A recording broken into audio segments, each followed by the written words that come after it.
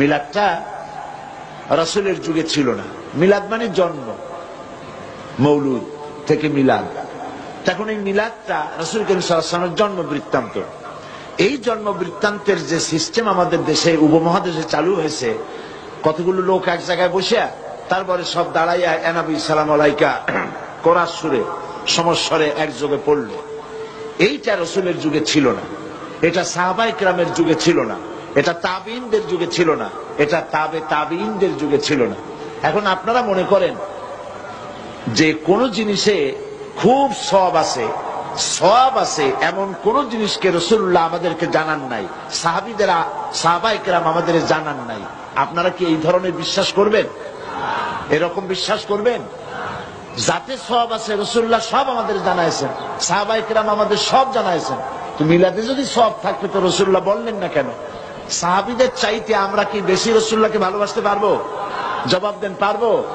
তো যদি এইটা রাসূলুল্লাহর ভালোবাসার কারণে হয়, তাহলে সাহাবীরা কেন মিলাদ পড়েন নাই? তারা কেন ইয়া নবী সালাম আলাইকা, ইয়া রাসূল সালাম আলাইকা একযোগে দাঁড়ায় পড়ে নাই?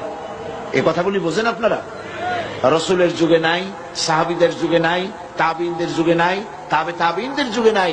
রাসূলুল্লাহর ইন্তেকালের 600 বছর পর মিলাদ আবিষ্কার হয়েছে। এইরকম একটা সুস্পষ্ট বিদআত মুসলমানদের পালন করা উচিত নয়। সালাত ও সালাম পেশ করুন। ইয়া নবী সালাম আলাইকা, ইয়া রাসূল সালাম।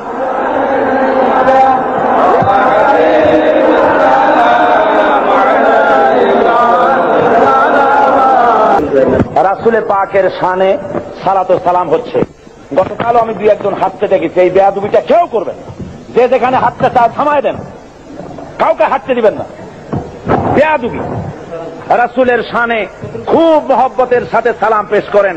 মদিনা মুনাওয়ারায় ফেরেশতারাই সালাম পৌঁছে দেবেন, মহব্বতের সাথে পড়েন, ইয়া নবী সালাম আলাইকা, ইয়া রাসূল সালাম আলাইকা, ইয়া হাবিব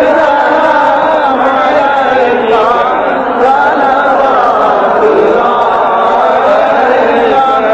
दीद रोज़े की तमन्ना, दिल में है यही तराना, हो कैसे मदीना जाना, लेकिन है दिले दीवाना।